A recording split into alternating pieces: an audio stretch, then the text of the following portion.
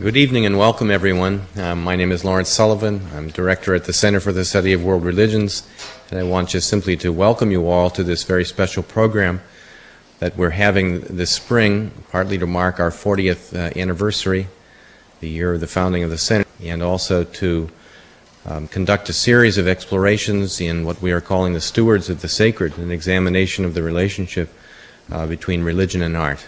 And this evening is a very special program. I want to thank Ronne Hartfield, former Dean of the Art Institute of Chicago School and head of the Department of Education of the Art Institute in Chicago, and Professor Anthony Yu from the University of Chicago, and Professor Diane Apostolos-Cappadona, who is here from George Washington University. And also, I'd like to give a special thanks to Professor Rosalind Hackett, who is a senior fellow at the Center for the Study of World Religions this year. And Professor Hackett works in this area in West Africa in religion and art, and was kind enough to serve as an interpreter for a guest who was to come from the École de Louvre, Professor Cissé. And Professor Cissé is unable to join us, and Professor Hackett, being a specialist in this area, has been kind enough to offer a presentation of her own. And so I very much want to thank her, especially for joining the panel and for bringing her own contribution at this point. Let me turn over the podium then to Allison Edwards, who is at the Center for the Study of World Religion and shepherds our program on religion and art. Allison. Thank you very much for your kind introduction and your support of this series and allowing us to go forward with this work. My name is Allison Edwards, and I direct the area of research in religion and the arts at the Center. And we began our work this year with an international conference for museum directors, Stewards of the Sacred, followed by this colloquium series. And this is the third and final real-time panel in the series, bringing together scholars, museum professionals, as well as artists, religious practitioners. Well, thank you. Thank you. Thank you. Can everyone hear me? Okay. Raise it a little more. All right. Thank you. There's a movie, what was it, somebody got the wrong crutches and they were walking. Anyway, so we've brought together scholars, museum practitioners, artists, religious professionals to address the ways in which the study of religion is critically important to museums as they wrestle with culturally charged issues involving the representation of objects, the politics of display, and audience response, and also to bring together an international collection of experts to enrich, contribute to, and critique the Center's conceptual project to design a museum of religions, which was work that began in 1995 with Director Lawrence Sullivan. I now have the honor of introducing Ronne Hartfield, tonight's panel chair, who will introduce her panelists in turn. And this is a particular honor for me because Ronne Hartfield was my director for 7 years at the Art Institute of Chicago. She's one of the most important teachers and mentors of my life, and it's such an honor to introduce her tonight. For the last decade, Ronne Hartfield served as the Women's Board Endowed Executive Director for Museum Education at the Art Institute of Chicago. She organized and administered all aspects of the Department of Museum Education to provide appropriate interpretive materials and programs for all visitors to the museum, including lectures and scholarly symposia, video, film, and performance programs, interactive media, publications, and the Craft Education Center, with programs for teachers, students, and families. Under her leadership, exhibition-based activity doubled, and she continues as a consultant to the museum on a variety of projects. Formerly, Ms. Hartfield was executive director of Chicago-based Urban Gateways, the Center for Arts and Education, the largest private arts and education organization in the United States, and winner of the Presidential Medal of the Arts. She's been a dean and professor of comparative literature at the School of the Art Institute of Chicago, has taught at Northwestern University and the University of Illinois. She's worked with our center and led a 6-city series of conversations on museums and sacred art, and she convened and facilitated the February conference for museum directors here at the center. A poet and writer, she has earned undergraduate and graduate degrees from the University of Chicago in history, theology, and literature. She's the member of boards of directors, a longer list than I can read here. Advisory boards would run off this page. She's been a consultant to the National Endowment for the Arts, the U.S. Office of Education, the Kennedy Center in Washington, and 20 others. Her professional memberships include Art Table, International Council of Museums. She will be a senior fellow here at the center next year and has just finished a fellowship at Rockefeller Fellowship at Bellagio. It's my pleasure to introduce Ronne Hartfield.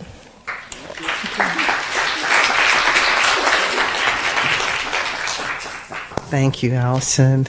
This is a very kind of intergenerational panel here, in that I was the director of museum education when Allison Edwards was doing some administrative work and also finishing a graduate degree there.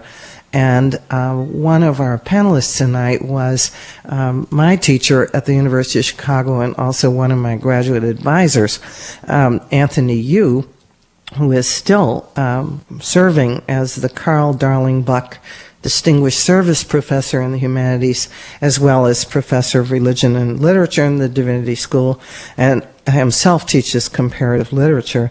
And Dr. Yu teaches in East Asian Languages and Civilization and the Committee on Social Thought. And that kind of interdisciplinary activity was one of the reasons that I became most excited when he agreed to come to Harvard and work with us on this panel.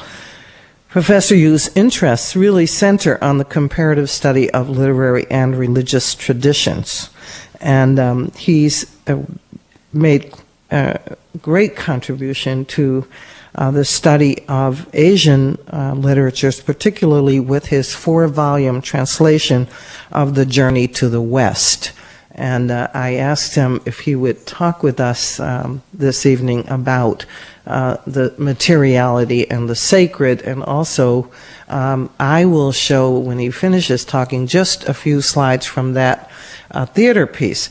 And the reason I particularly wanted to do that is that I was just informed a couple of weeks ago that there's going to be a new production that is now in the works of Journey to the West, that David Henry Hwang, the originator of M. Butterfly, is going to produce for opening in New York.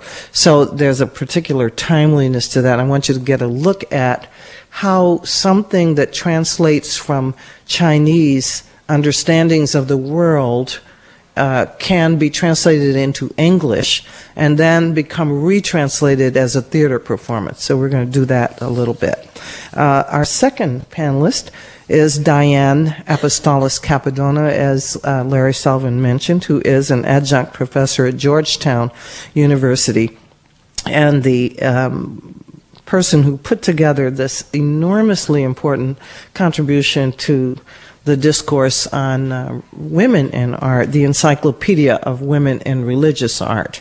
She also translated the 3rd volume of a book called The History of Religious Ideas from French into English, and that book was written by a professor of mine and colleague of Tony Yu's at the University of Chicago Divinity School, Mircea Eliade. So there are all these multiple webbings here that go on.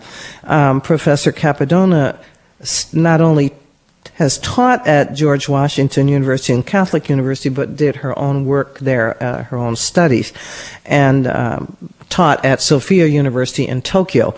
So she's had some major kind of cross-cultural experience that I hope will inform this discussion of sacrality and matter.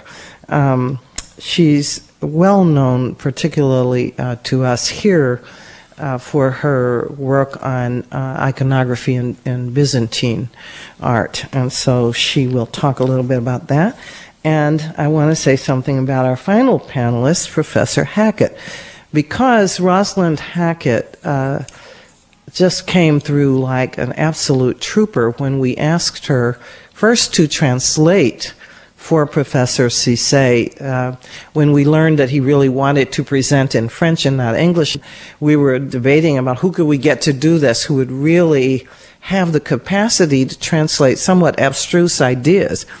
from French into English, and she said she could do it, and she's worked in Africa and worked with Africanists. And then when it turned out that there were some serious immigration problems for Professor Cissé, she agreed to come and substitute for him. So I am enormously grateful to you.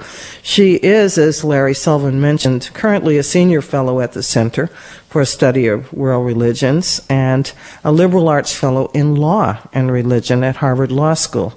She's working on a project that analyzes the relationship between the media, religious conflict, and human rights in Africa.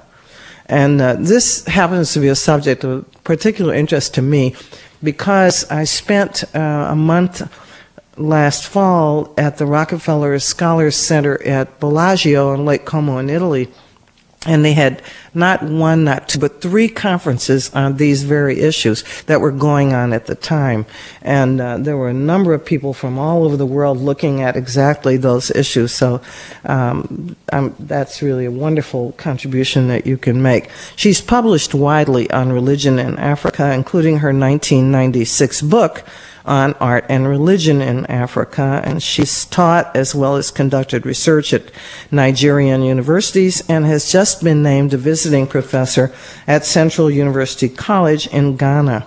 So she will, I think, help us to think at least as closely as Professor Cissé might have, particularly about the concourse between art and religion and African thought. Finally, Professor Hackett is Vice President of the International Association for the History of Religions. So, all told, we have three scholars who I think will provide us with a very lively discourse. And what we're going to do is try to have each person present briefly and then have some conversation among them. And then if we are lucky and not too late, you will have a chance to ask some questions as a whole. If we are running out of time, you can just come up afterward and talk with them. And I want to just try to set a little context for the way this panel was put together. Some of you know the issue of sacred images is a fraught issue and has been historically in religion.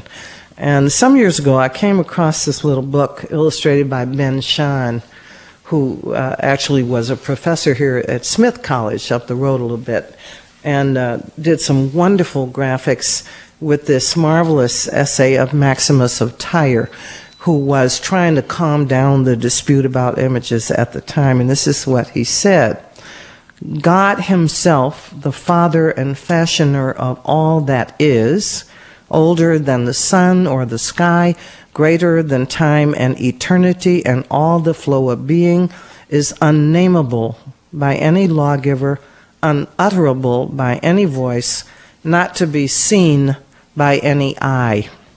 But we, being unable to apprehend his essence, use the help of sounds and names and pictures, of beaten gold and ivory and silver, yearning for the knowledge of him. In our weakness, we name all that is beautiful in this world after his nature. So why should we further examine and pass judgment about images? Let men know what is divine. The fact that he said men lets you know this was written a while back.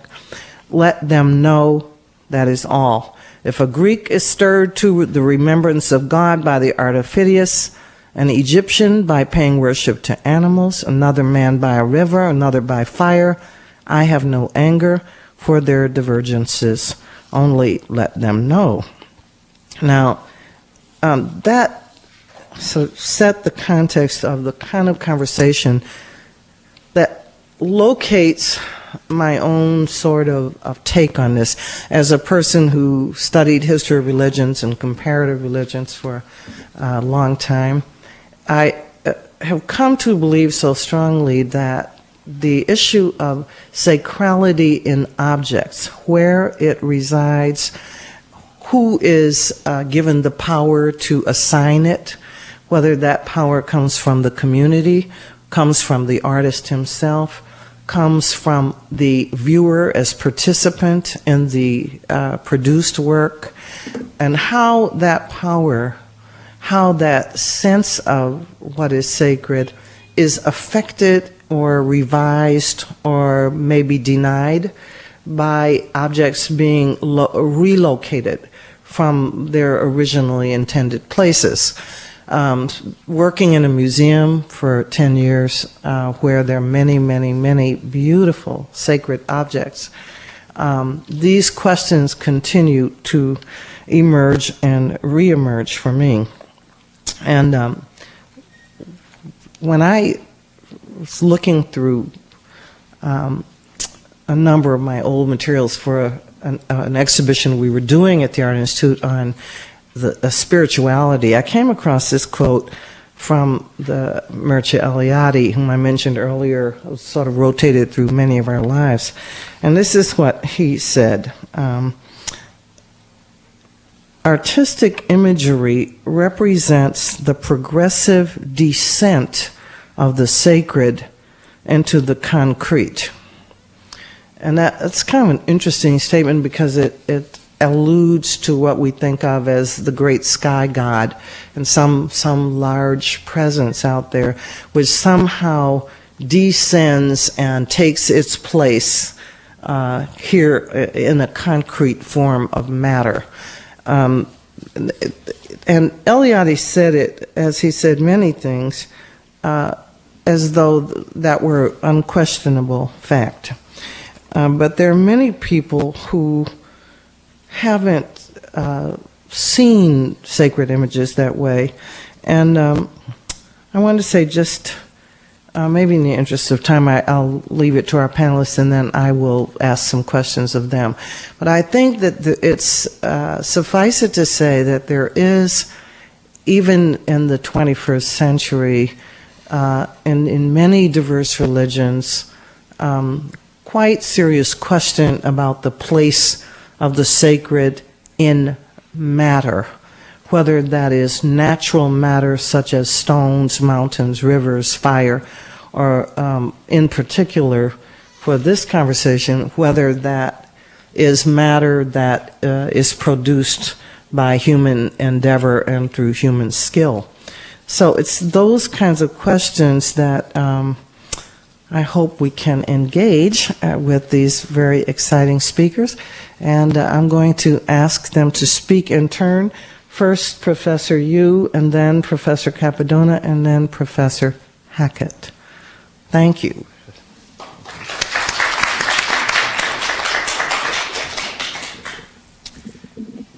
Can you hear me? Is it working? Okay, and in the interest of time, I think with your forbearance, I'm going to sit here and talk so that I don't have to run back and forth and immediately can turn the panel over to my next colleague. I took Ronne Hartfield's very kind invitation at her word when she said I really didn't have to give a lecture or anything. And so these are not really prepared remarks, but I'm afraid that I'm still, even after many years of teaching, I'm not good, as their saying goes, winging it. So I have been thinking about what I should say tonight to share with you a little bit of the thoughts of a very interesting topic, a topic that certainly, even though I have not written on it, I have deep interest and have touched on many times in my teaching.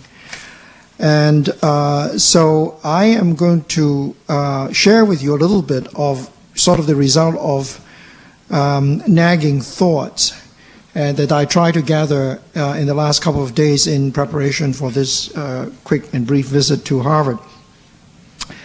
I want to give you a working, very quick outline and then possibly to stimulate your thinking and questions afterwards on a working typology of, in fact, the topic, materiality and the sacred. And I've come up with sort of three, this is a working hypothesis now, all right? And I can't defend its absolute coherence or systematicity, but there are three aspects that I want to emphasize three main points, and then there are subsections or categories underneath. The first one is sacrality materialized as physical objects being both natural and artificial. And this is picking up already the last point that Ronnie has mentioned. And here, under this rubric, I think you can list a number of things, but the two that really came readily to mind for me, the first one would be relics, which is a very, very big topic and very important topic especially in Christianity and in Buddhism. The remains of persons, the physical remains of persons, are very, very important, as some of you know. Everything ranging from the hair of a saint to the tooth or fingers of Buddha, those of you who know something about the tradition of China, and even as such exotica as, for example, the milk said to be gathered from the Virgin Mary herself and preserved everywhere, to the various strands of beard of the Apostle Peter. So I won't. Some of these are very familiar. Some of them may be a little bit exotic. But the notion of relic is, although it concentrates on bodily remains, also extends to artifacts or things, or possibly even natural things like animals, pets, or plants owned by venerated humans. I've deliberately described them as such. And this is under this under this subheading. In fact, I would classify, just making a slight reference to the work for which I've been best known, perhaps, the story of the Journey to the West, because the whole notion of monkey as a character in that novel was that he was not simply just a magical monkey and so forth, an interesting and attractive and entertaining character, but he first of all served as an acolyte, that is to say, dramatized in the fiction, to the Chinese monk Xuanzang, a real person, historical person, as you know, the pilgrim who went to India to fetch scriptures. And the whole notion, well explored by scholars in comparative studies of religion, in the history of religions, of notions then that various sentient creatures could follow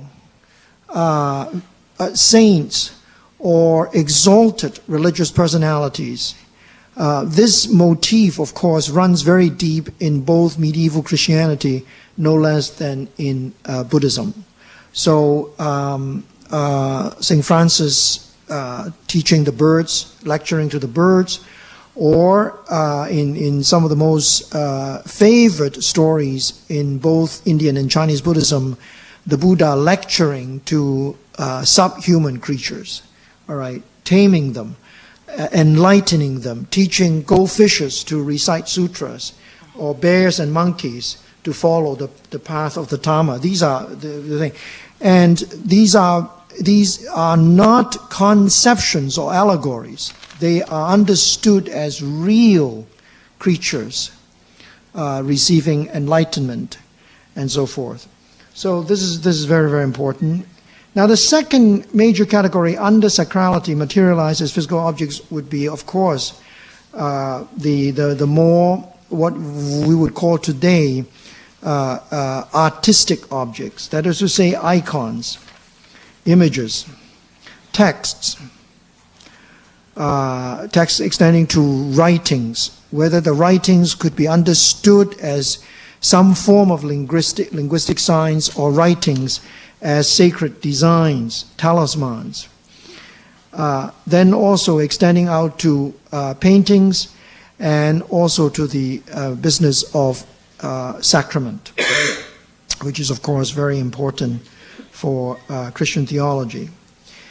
I would just like to then very quickly add one more remark to these two categories. Notice that in both of these categories, the material, that is to say, the material thing, is often assumed to be agent or medium of mediation. This is the whole business about the tension between the materiality and the sacred that also Ronnie's remark just alluded to. We can't see, we are humans, we cannot comprehend sacrality, the sacred. Therefore, we need physicality, visibilia, as the medieval theologians call, to make known to us, to manifest the sacred to us, etc., etc. And relic, in that sense, becomes, in other words, if you want to use a kind of a linguistic analogy, a material, what I would coin as materialistic metonymy. All right, the finger, the hair, the milk, the beard, the various mounds of ashes divided into 8 portions after Buddha's creation. These are full and realistic and undiminished extensions of the real person, all right, in their authority and sacral power.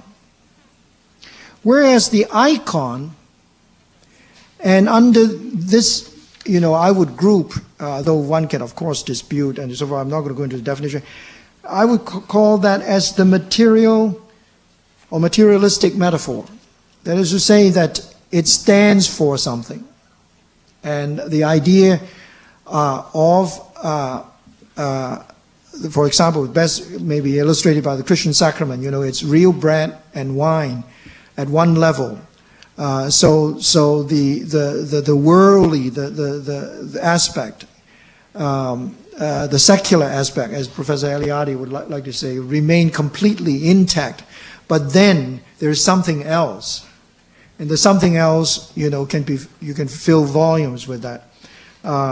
So the icon as material metaphor, symbol, or sign, somehow manifesting the sacred, either by enactment, by ritual, by designation, by intention, etc., including sacred painting and so forth. So this would be one big, for the first typology. The second one, very quickly, is sacrality materialized as space.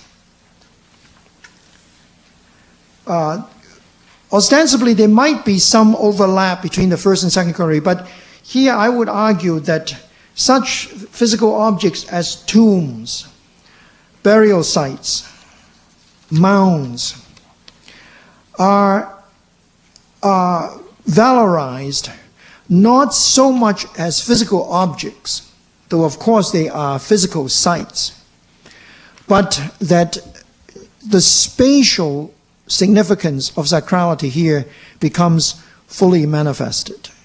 And I don't think, speaking at this audience, I need to stress, for example, the contentious significance of Jerusalem, as I think speaks volumes at this issue. All right, it divides the religions. It doesn't unite the religions. And I can go back also. I want to pick up the thing. I myself do not entertain a kind of idealistic or almost Pollyannish understanding of sacrality and material. It's one of the most contentious issues, actually, in the study of religions. And once religion, sacred objects or icons, becomes the curse or the detested objects in another religious tradition. So I don't think I have to remind you recently what happened to the Taliban's destructions of the image, the huge Buddha image in Afghanistan. Beside tombs and so forth, there could be also specific geographical locales, all right? Which, as I said, will overlap with Jerusalem as a designated place, but also now locales simply by their sheer topography or geographical features, such as stones, mountains, rivers. In Taoism, the importance of grottos, for example, as sort of channels for the creative and sacred energies of the cosmos. The important here is that it is the sheer physicality of the space is emphasized. Space is, again, I urge you, is not an allegory. It is not a symbolic concept. It certainly is not spiritualized, as you have, for example, in the Apocalypse or the Revelation of St. John, where you say you have a new heaven and new earth, even though you have to use material figures to describe, so you come up in the New Testament with the kind of sometimes paradoxical statement. When Jesus was counseling his followers, do not lay up heaven on earth, but when you get to St. John, he says, out there, the whole streets are laid over with gold and silver. So, how are we to take that kind of contradictory statements, all right? But in other religious traditions, there is no such tension between materiality and spirituality. In fact, spirituality doesn't mean anything if you want to talk about a sacred mountain. The sacred mountain is really sacred because it's mountain, not because it is spiritual. So this is very important. And finally, there are erected edifices. Stupas, cathedrals. Stupas is important in Buddhism because it is actually an object of worship and of enlightenment. Erected edifice or parts thereof. So that in medieval Christianity you have everything from portable Eucharist containers to portable confessionals, all right, that you can keep around. And by the same token, in Buddhism as well, it's not simply just a stationary stupa, but the portable stupa and other sacred objects and artifacts created also carried authority and power. Finally, and I'm afraid already I apologize for taking too much time, the third major typology would be sacrality materialized as cosmos and body. Here, I want to say, under this particular rubric, the notion of mediation recedes in significance. Because whether you understand the cosmos as in fact a manifestation of the Dhamma body of Buddha himself, that the Buddha's nature pervading the entire cosmos, or as ancient Chinese Taoism would say, that in fact the entire universe, physical universe, is really part and parcel of the creative eternal Tao. The whole notion here is that it is not simply that you have something manifesting something. All right. The emphasis there is on absolute identity. And I remember, I think Professor Sullivan would appreciate this, his teacher and mine, the late Joseph Kitagawa used to say, always when we were having exams, to say, after people talk in great and eloquent discourse on symbolism and so on and so forth, he would say, what about the anti-symbolic tradition? And some of the students would be, scratching their heads, what is the anti-symbolic? Because you're so used to saying, well, these are really, we're thinking about simply something, and then what is invisible is really more important. And I think with the great lesson, at least certainly I learned from Professor Kitagawa, is to respect and to pay attention to the emphasis that I find certainly in Taoism and Buddhism that talk about what you see is what you get. In other words, the sacred is what you see.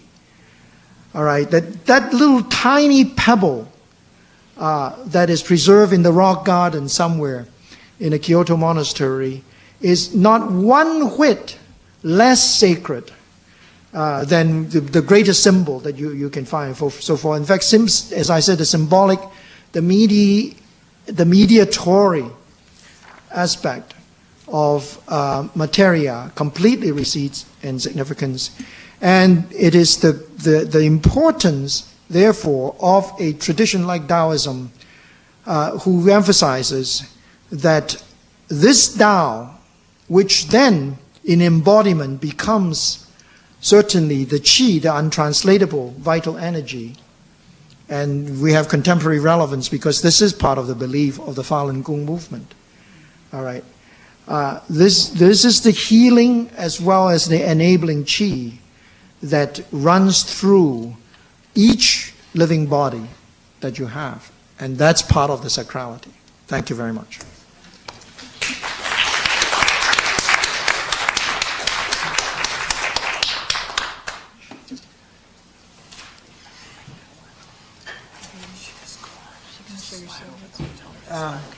I don't think we have to show the slide now. No, we don't. And that's what I'm saying. I need my slide. We're going to, Diane, Professor Cappadona is going to show some slides, so we're just going to move forward. Yeah, because it's not relevant. It's very, very rich what you talked about. I hope I'll have pictures. Okay. You want yours first, or do you want to talk first? No, This is, you hit forward, this one controls the one on the right. audience right, okay. And audience left. Got it. Thank you. Okay. All right. Very quickly, I'm going to try to respond to the three issues that I was asked to discuss, which included the iconoclastic controversies, the issue of why an icon is venerated and what that has to do with matter and spirit, the icon as a visible or tangible aspect of mediation. So I begin with two slides. On your left is the full icon, which is in the British Museum, of the Triumph of Orthodoxy, and on your right is a detail of the icon of the Theotokos. So it's an icon within an icon. The subject of this icon is the Triumph of Orthodoxy, the feast known as the Commemoration of Holy Images, which was set to celebrate the official end of iconoclasm in 843. Today we know this as the Sunday of Orthodoxy among those of us who belong to the true church. And it is celebrated not on a specific date. It is a movable feast. It is the first Sunday of Lent. Now, if you look to the slide on your left, you will notice that there is an upper and a lower register. In the upper register, of course, you see on the detail on your right, the Theotokos Hogegetria, which is famed because of its apostolic heritage. It is claimed to be one of the works painted by St. Luke from life of the Virgin and Child, and it also has miracle-working powers. Okay. Oops, wait a minute. Now, let's see. There we go. See, it has miracle-working powers.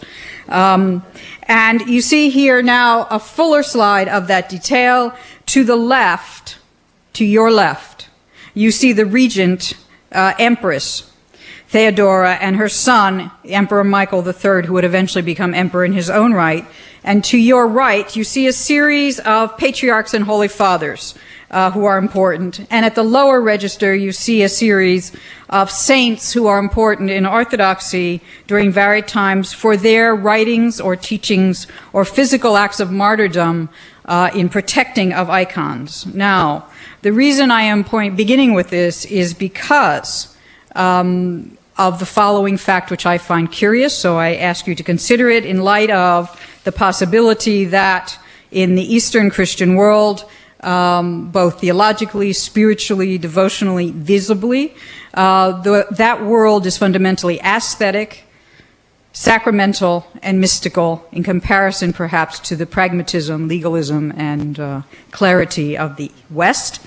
That the Theotokos is a theological center for understanding the Incarnation, and that it is a great, to me, irony of history that both iconoclastic controversies, many Byzantinists inform you over and over and over again, begin under the rule of a male emperor who is of Asian, Isaurian descent, so therefore in some way iconoclastic from his blood or gene lines. But both iconoclastic controversies end under empresses, and no one ever discusses why that happens. And I want to suggest to you that that in many ways has a great deal to do not with the icon of the Theotokos, but with the principle of incarnation and the distinctions between spirit and matter which we may or may not find throughout the history of religions.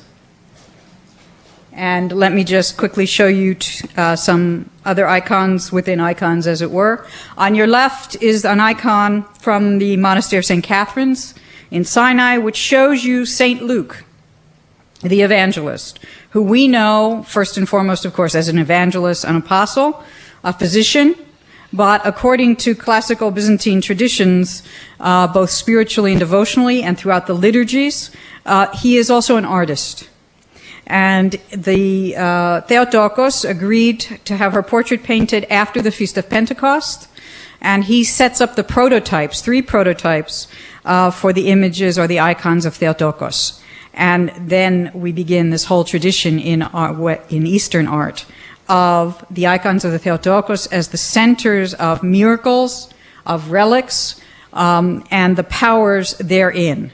And that those prototypes are the ones through which the Theotokos blesses or places her divine energy and makes it thereby accessible to the believer. And on your right, you see one of the great monk iconographers from the iconoclastic period, the second iconoclastic period, Gregory, holding one of the images of the Theotokos, which he created.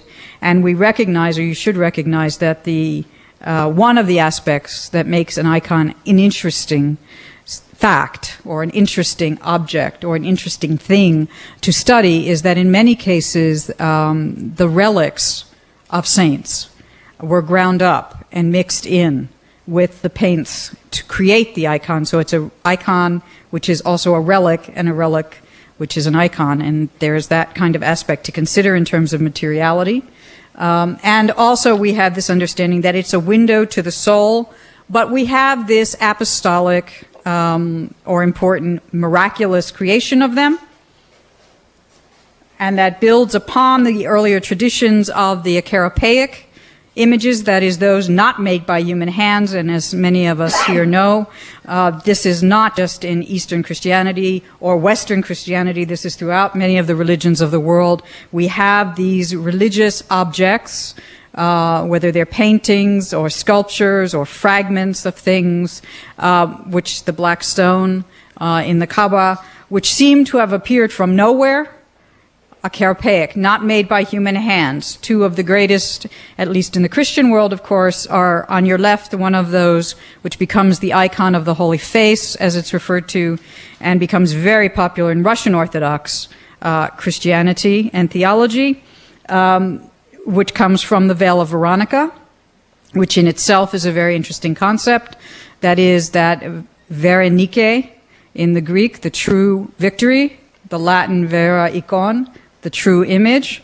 And on your right, a detail of an icon showing you the narrative of the Mandylion of Edessa, in which King Abgar is healed of his diseases and also brings Christianity to his city when an image of Christ in the same way, imprinted upon a piece of cloth, is brought to him. And I partially show you these to you because you have that story, as it were, in terms of a female intermediary, Veronica, on your left, and a male intermediary, King Abgar, on your right. Now, very quickly, sliding through the centuries, as well as the pictures. The 2 major iconoclastic controversies, as many of you know, happen in the 8th and 9th centuries. The first from 730 to 787, under and healed by the Empress Irene when she calls the Second Council of Nicaea, and defends the writings of John of Damascus. And the second controversy, which is 820 to 843, in which the Empress Theodora defends the writings of Theodore Studite and deals with what is being depicted on your left here. In a manuscript illumination, you see iconoclasts on the bottom erasing an image or whitewashing an image of Christ, and the background shows you the crucifixion, and the point of that crucifixion is towards the front of the crucifixion. You see 2 chalices, because the argument of the iconoclast is always the only true image is the Eucharist. Nothing that you see can be trusted, but the Eucharist, because it is consumed, blessed, signified, is distinct and appropriate. And on your right, you see a manuscript illumination showing you the procession of one of the famous icons, the Theotokos Hogetria, being brought back to Hagia Sophia. This icon was not simply miracle working in the sense of healings, but it also protected regularly the city of Constantinople from varied invasions and included within its fabrication, for lack of a better phrase, parts of the mantle of the Virgin which she allegedly wore on the evening of the Nativity. Now, I want to suggest to you one more important point, and it relates back to John of Damascus, who I use the icon on your left, which is a very interesting, again, miracle-working icon. The type is a tris herouses, three-handed virgin, or three-handed Mother of God. You'll notice that Mary has two right hands. These are very difficult to find. The original is either on Mount Athos, which unfortunately I have not yet conquered, or in one of the cathedrals of St. Petersburg in Russia. So you have your choice as to where it is. The story is as follows, and it's important because it relates to John of Damascus. It relates to a concept of materiality, the spirit, and the sacred. And that is that when he had finished writing, there's a variety of versions of this legend. I will give you devotional text. I will give you sort of a paraphrase. Basically, that when he had finished writing his text on the treatise defending the icons, the emperor, who was very angry at him for this, had John's right hand cut off, because this is the hand with which he wrote these documents. And John went back to his monastic cell that evening and prayed to the icon of Theotokos, which was over his bed, being the first thing he saw every evening. The first thing he saw every morning when he woke up, but the last thing he saw every evening before he went to sleep. And he meditated and prayed to this icon and in the appropriate fashion, and asked Mary to tell him or give him a sign that what he had done in writing these texts was the right thing to do, the appropriate thing, that he had in fact fulfilled orthodoxy, right belief, as well as orthopraxis, right action. And when he woke up in the morning, his right hand was healed and replaced, and he looked at the image of Theotokos and noticed that she had two right hands, one being the votive offering of his own hand, and the writings. Now, this is important because I show you much later work on your right, the Anastasis, the resurrection icon, as it becomes important in Eastern Christianity. In, again, this iconoclastic time period, takes form, is important in terms of the liturgical experiences of Easter and the teaching of the church. And it's very interesting because, of course, etymologically, anastasis is simultaneously an active and a passive word, and is used to be both the rising of Jesus as the Christ and the raising of the dead. And this becomes canonized, in a sense, in the writings of John of Damascus, not in his texts on the icons, however, but in the liturgical canons and chants that he writes for the Easter services, which are still used today.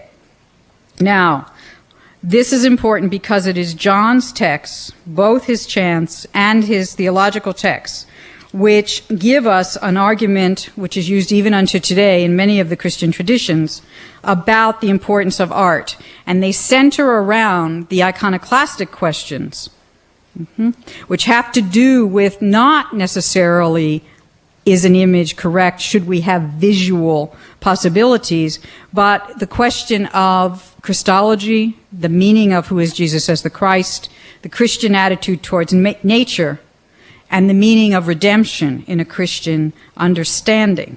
And throughout his apologies on the divine icons or divine images, depending on who's translating it, and the teachings of Second Nicaea, which come from this, John's argument is, of course, the affirmation of the human form as not simply pedagogy, but as spiritual possibility.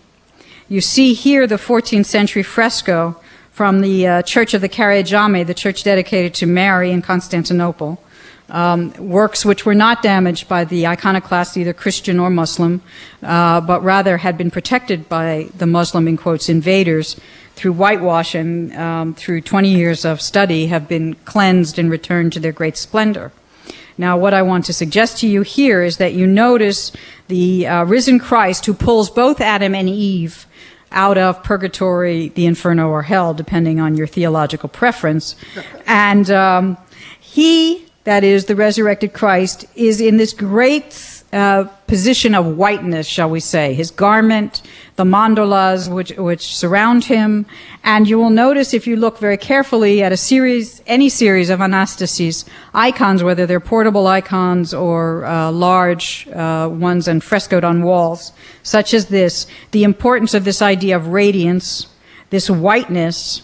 And we notice it connecting not simply the figure of Jesus through the halos and his garments, but it connects from his hands to the hand which he grabs of Adam and the hand of Eve, and is totally distinct from their otherwise understanding of their skin color or their garments.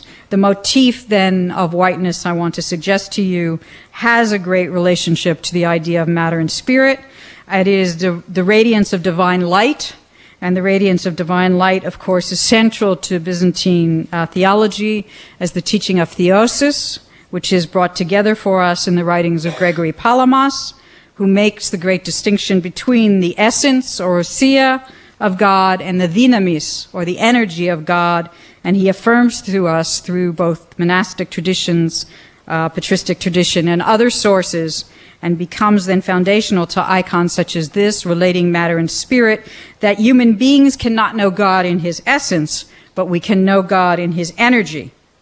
And that the motif of light, and light piercing through darkness, light infusing matter, is the center of what we are about. So I offer you icons that deal with matter, light, and spirit. Thank you.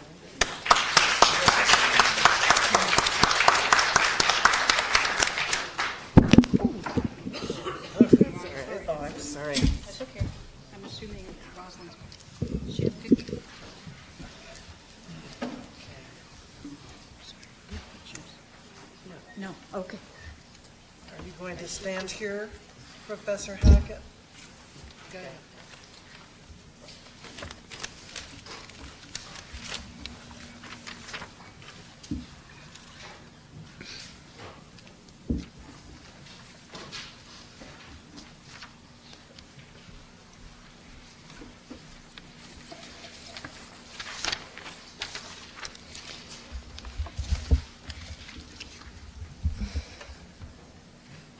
Well, thank you. While they're getting set up there, I'll just make my opening remarks and say that it feels strange to be on the other side of the fence, because I've been in this room so many times this year hearing other people speak, and here, now it's finally me. But don't worry, I won't be short of words.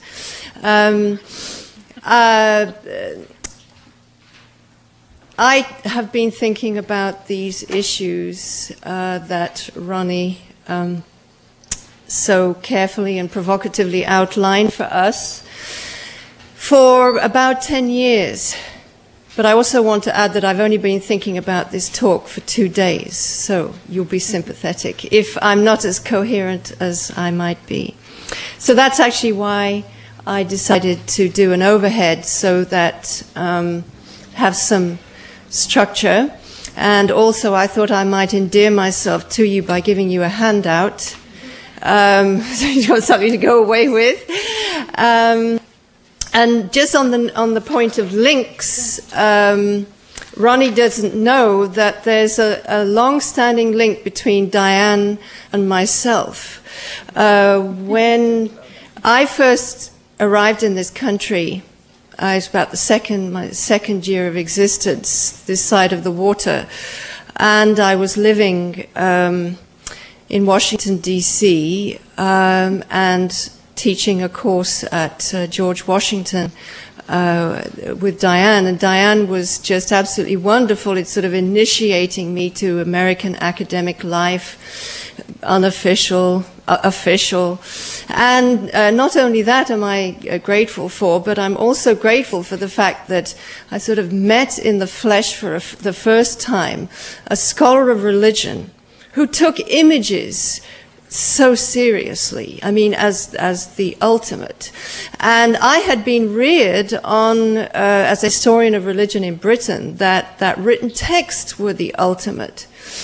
So it's really, I mean, she doesn't realize, but it was in part her inspiration that when I was asked to do this book on art and religion in Africa, and I really didn't know much about art, but I had lived in Nigeria for many, many years and seen the art and the performance around me, that I knew how important it was, and I had enough sense of a sort of an academic missionary that I wanted to, like my good colleague here, Larry Sullivan, try to transform the field to be more visually aware. So that has been my one of my crusades for the last few years, and I must say that it has been a conversion experience for me. In trying to not just sort of do a crash course in art history, but to come to terms with the complexity of African art. And I learned very quickly that when I went looking for scholarship on art and religion in Africa, it really wasn't there. Art historians didn't really talk much about religion, believe it or not, or they just said this object represents such and such a deity or represents such and such a this. And then religion scholars, for the most part, particularly if they were Protestant, never even mentioned images or color. Catholic-oriented scholars did, but it was usually liturgical art. So I could see that there was a real lacuna there that needed treating. I just want to share very quickly some of the things that I learnt in doing this book. Some of these will be sort of repeated here as I'll quickly go through those, but I want to make sure I make these points at the outset. One thing that I learned, and I think this has direct relevance to the topic that we're trying to treat here today, is that when you take the religion lens to look at African art, it really starts to look very different from what you might expect it to look like. And that's really the exciting journey that I've been on, that it forces you to look very differently. In other words, that you might think that the most sacred of African art, and I do apologize for not having any slides. They're all back in Tennessee. But the most sacred art may be the most hidden and the least beautiful. So, and perhaps the most marginal, and certainly not the most central. So that's something that one really has to come to terms with. And of course, that has consequences for people who display and exhibit art, because that means that African art, if you're trying to get at the religious dimension of it, is not exactly viewer or user friendly. So what do we do about that? Also, contrary to many people's ideas about African art, African art is incredibly conceptual and profound. Now, of course, this flies in the face of popular notions of African art as primitive. Primitivist notions, which of course have been debunked, and many of you are aware of that, but a lot of people who go to museums have not been debunked or disabused of those ideas. So, and my students in Tennessee definitely need deprogramming every time I teach this. So I've got very deft at this deprogramming, and I just love bombarding them with African art and philosophy to the point that they're crying for mercy. In fact, what I'm talking about today,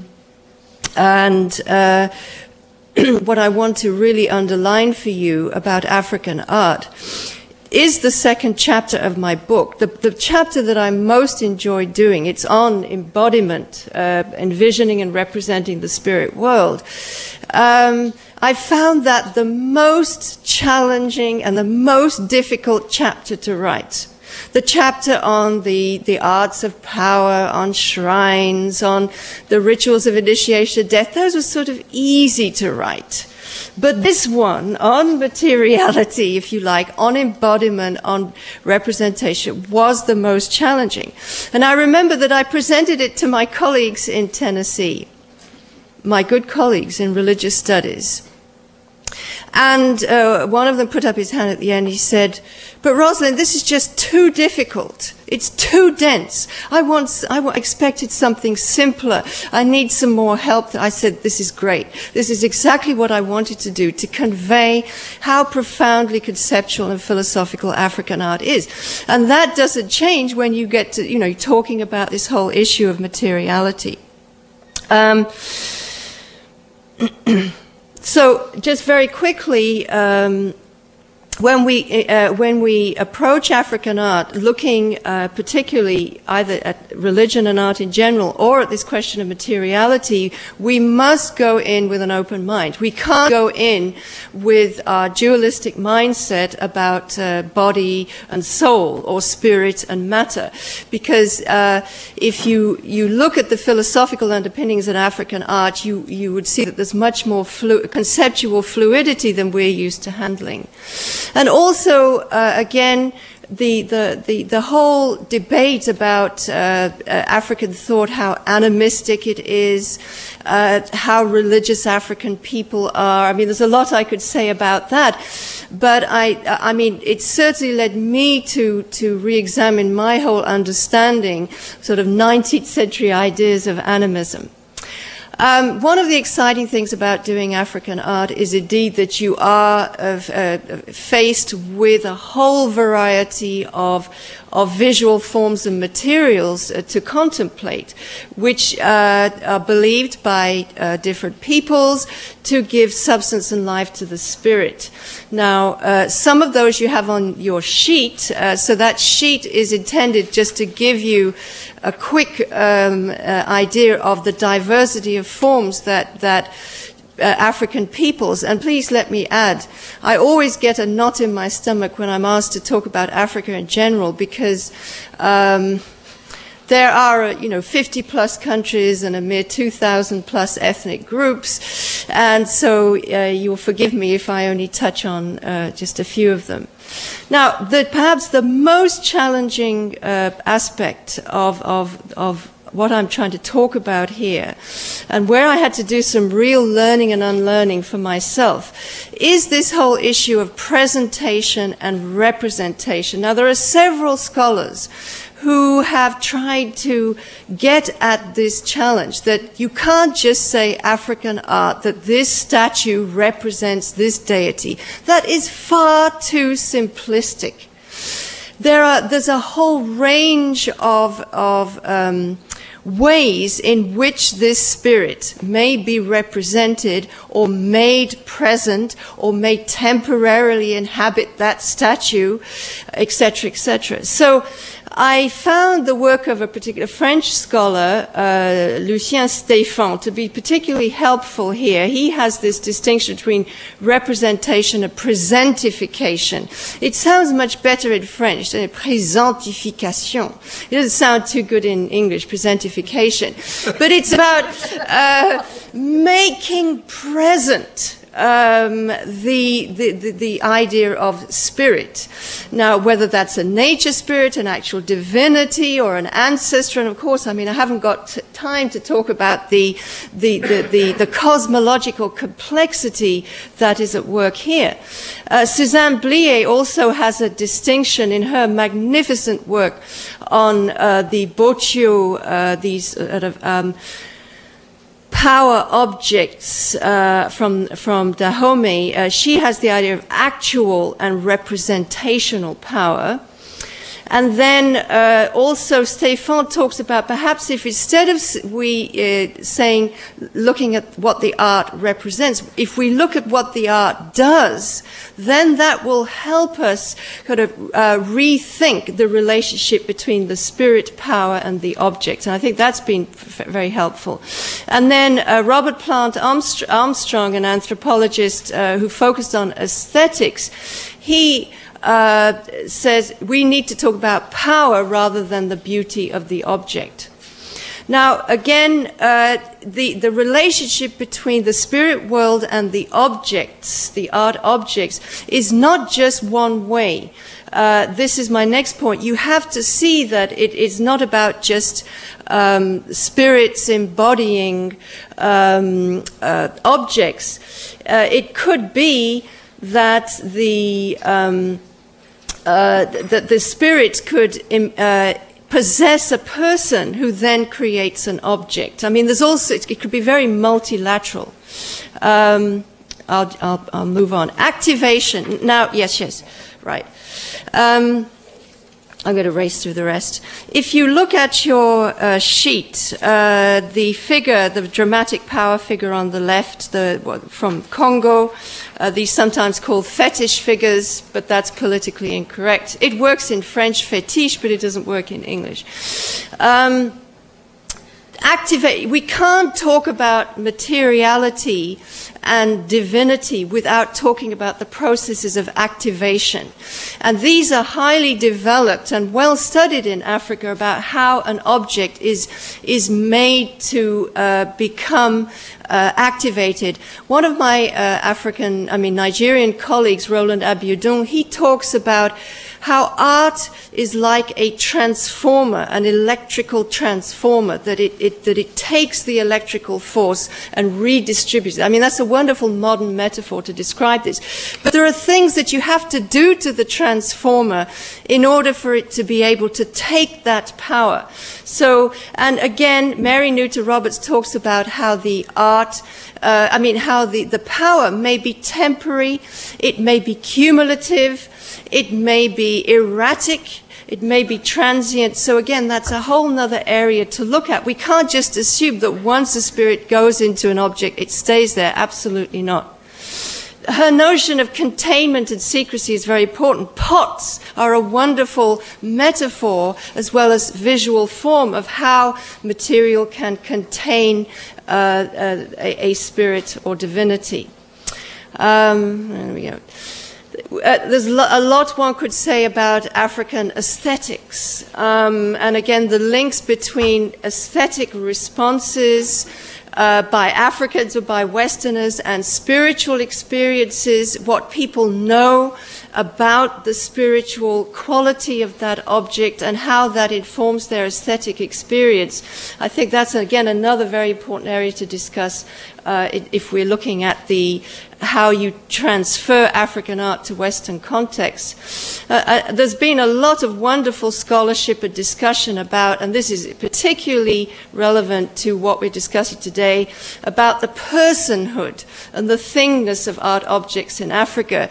Now, early travelers and observers and commentators on Africa thought that Africans just couldn't work out the difference between people and things, and that hence the notion of fetish. But if you read what Africans say about these objects, I mean, it makes Westerners look deficient in their philosophy about the relationship between personhood and material objects. And now, of course, masks. You have a mask down the bottom left. Masks, I mean, one could talk for days about the way masks in African cultures are a wonderful example of the manifold ways in which an art object, the material form, in all its complexity, not just the mask, but the raffia, the performance, because there's so much that, of course, is missing if you're just looking at the object, particularly in terms of African art. There's going to be so much movement, there's going to be light, there may be fire, there's going to be oral poetry being recited, people yodeling. I mean, it's a very holistic experience. So, and again, that is also believed to activate the matter. So, and then the whole idea of spirit possession, for example, the Shango wand there, the dance wand, I mean, that becomes charged as the person who is dancing, the priest, becomes possessed by the spirit. But that is not a representation of the divinity. As you could tell, I would have liked to tell you a lot more, but just in closing, the crown and the stools are examples of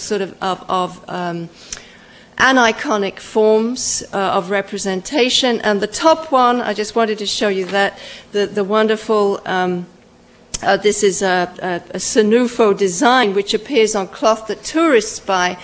And the Senufo have worked out this challenge about how you handle the sacred for a wider public. I mean, they've created sort of separate art forms that are saleable, but the others, which are somewhat similar, but are kept for themselves. So there isn't the problem of what happens when you take the sacred to Western museums. Thank you very much.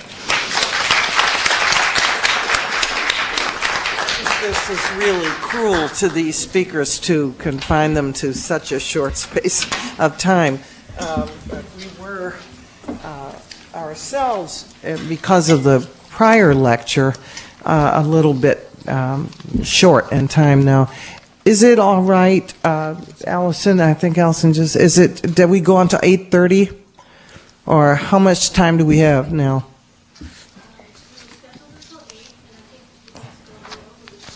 Oh, I think then we'll try to go just 10 more minutes and then split the difference there, rather than going on until 8:30. We're sorry for this because there's some really wonderful things that you had up there that I saw the other speakers responding to.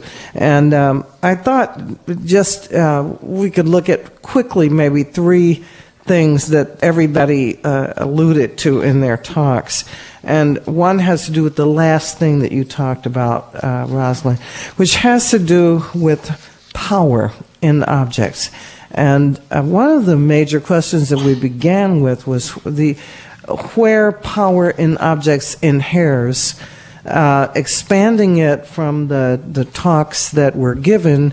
I'd like to ask all of you to try to answer the question of maybe there are multiple answers to this question, but certainly it seems to me there are at least 2 ways to think about it. One is that power is permanent in the object. It's Tony Yu's statement about the mountain, which I thought was really kind of gets at the heart of that matter, that the mountain is not sacred because it's sacred because it's a mountain. And that implies, at least, or at least we can infer from that the power is in the mountain and stays there, is permanent. And the other 2 people were talking about power as it transfers. That is, the power of say Jesus as holy prophet can be somehow transferred to a veil, a piece of cloth somehow, and then transferred to somebody else. And there's this kind of transference of power that Rosalind talked about and used a wonderful word, which I thought is erratic, that power can come and go. So that's certainly some perspectives on this issue of power in objects that I thought maybe you could each address very quickly. Tony? Yeah, I think the I don't want to take too much time. The simplest answer really to this is that it depends on the objects. And because I don't see how you can have a single answer for that, because there's permanent power versus temporary or what I would call an acted power, which could be induced by a number of factors. And you have also, as I said, really different objects. I'm sorry I'm repeating and so forth. There's certain kinds of spatial sites or locales which, because they are such and such, are thought to have inherent power versus, for example, the very spot where the Prophet Muhammad was supposed to have left Earth. For example, that becomes a very particular spot. All right, it's not any other spot in the globe that is made sacred. Except this very spot in Jerusalem. So we have to think about things like that. But what about the Islamic prayer rugs, for example, where you can put the rug down anywhere and pray to the east? Yeah, I think that's why I say enacted, because the rug as a sacred object charged with power, religious power, is, I think, broadly speaking, even though you may not have a particular ceremony for that, but I would classify that, in my thinking, under the object that is enacted, empowered by a specific belief or ritual connected with that. And you can have many, many religious objects which are, as the Christian, in a Christian terminology, we say so consecrated. Diane? Yeah, I think, I always hate these things. I think that also there's the issue not simply of embodiment, you're talking about, and empowerment, but also the receptivity or response of the believer or the devotee, and how he or she not simply experiences this particular object or ceremony or moment, but also how they understand the sacred presencing itself. So that, whether that for example, presence is permanent in our spot. But suppose a person does not emerge within the Orthodox tradition, and can a person outside that tradition apprehend those icons in a similar way, a different way, or not at all? That's an unanswerable question. That's an unanswerable question. I know. Okay. But I suppose, I'll take it back. No, I'll take it back. No, but I'll give you an answer, which is if meaning means, then it means no matter what. Do you like that answer? Now, what level it means is the level of either you have some kind of pre-understanding or some catechesis or some aesthetic training or whatever. Yes. Okay? But I think the object in itself, in some way, has some kind of meaning. Communication. Yes. Now, how it attracts, that's a different conversation. Rosalind? Yes. The erratic power in African art, does it rely on performance? Well, but I want to start by emphasizing that, that there's every modality, every combination, every possibility that you can possibly think of in terms of the relationship between people and objects and their sense of the divine or the spirit world.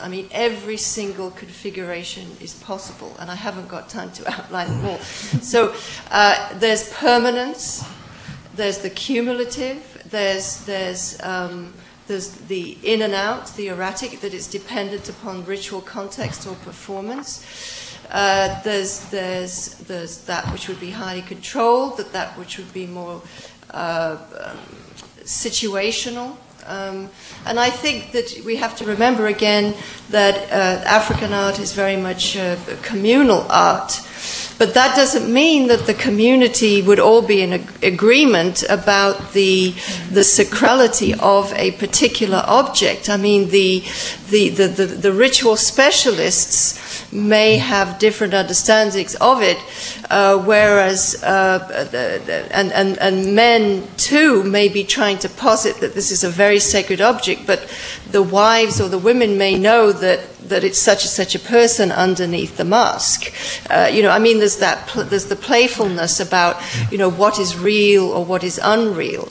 So that whole question of knowledge is very interesting. But so it's an incredibly complex question, and it depends upon different cultures, different times, performances. But to emphasize the point that I made earlier, it is wrong really to look at these African art objects in isolation of the community. They have to be looked at in that holistic context. That's a different context you're implying than surround most works of art. Yes, but I think that museums are doing a much, much better job these days in conveying that to visitors, whether it's through videos or, backdrops with large photos. I see a real evolution in helping people understand that, if you go to see Moni Adams' wonderful exhibition on, what's it called, Moni, again? Heads and Tails, right, at the Peabody, you will see that she has put masks with the costumes for you to see how they go together. And you don't always see that in some museums. So that's important, the holistic aspect. Okay. Larry? I just had a very particular kind of question about the human form, since in a fascinating way, each of you, I'm stealing the phrase from Diane, but I think each of you touched on this, that there is an affirmation of the human form as a spiritual possibility. And so, whether it's relics or figural art of the resurrection or the performance of some religious masquerade, there are very different ways of doing this. But I wanted to ask you, what is there about the artistic process that works this transformation?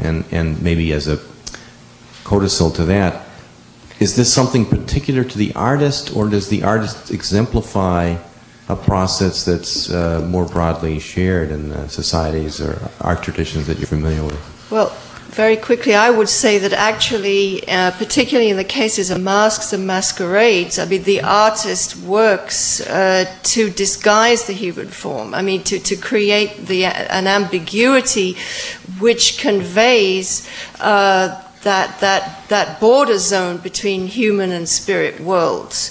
So the performer, in the way the performer performs, or the noises that the performer might make, are precisely perhaps to counter the humanness of it, and to suggest connections or representations or presence of the spirit world. Well, Thomas McEvely, who's the work I'm sure you know, has interviewed a great many contemporary African artists, and they express their own predicament as a conundrum around this, because they are contemporary artists and they, as such, need to be identified.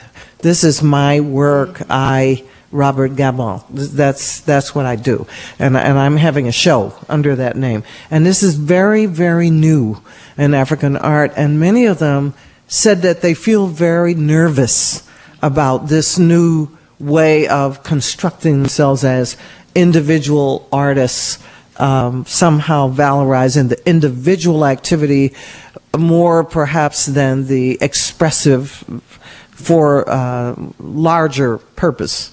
Anyway, Diane, do you want to try to take a shot at Larry's question?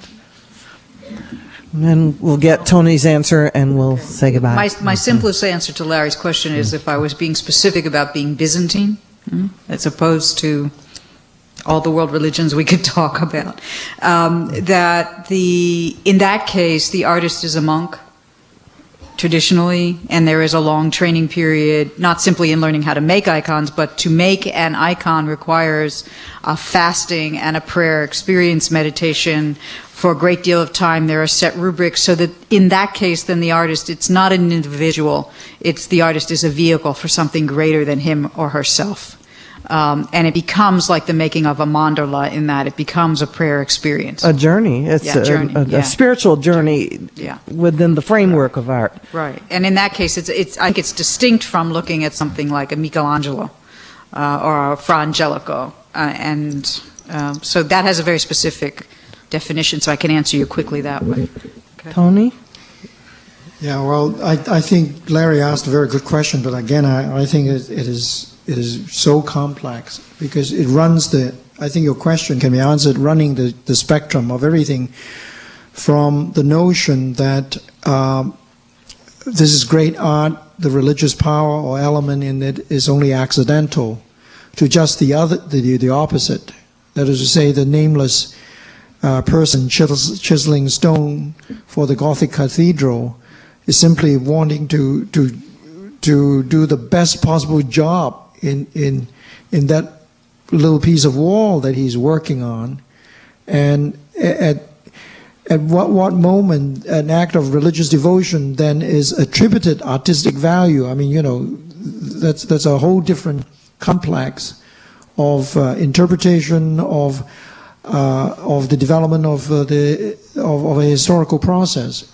And then you have the problem of differences of culture and tradition. So I think it's very, very difficult to have a single answer to that. I'm just thinking of any kind of ritual objects. For example, you take Tibetan Buddhism, for example. The ritual objects there, everything from weapons to to different types of mandalas, mantric texts and so forth, or may be exhibited in a modern museum as art objects. But I would seriously doubt that those people who created those objects were thinking about art in the sense that you and I are thinking about it in this room right now. Sometimes, in fact, they find it very distressing that what they see as a work of a spiritual nature and impelled by spiritual journey, the need to make that is treated in some other decontextualized aesthetic way that has no place in their own sense of the cosmos. So that is a prevailing question, I think, for museums. And it is good that museums are beginning to address both their limitations as exhibitors and interpreters and try to expand the interpretive mode, but also to approach the whole subject matter with more humility than they used to by simply putting the stuff up and saying, here, look at it. We think this is beautiful. Somebody does.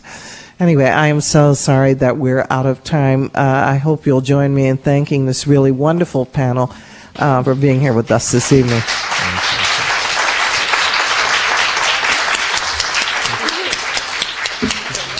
If you have a burning question, you may come up and ask them individually. Also, I just wanted to note that due to the support of Kathy Burton-Jones, who's the Director of Information Technology here at the Divinity School, there will be a continuation of this discussion online on May 3rd at 4 p.m. Eastern Standard Time. And if you'd like to participate in that, please pick up some information on your way out. Also sign our mailing list. And I also wanted to say a special thank you to Rosalind for being such a support this entire time. So thank you again very much.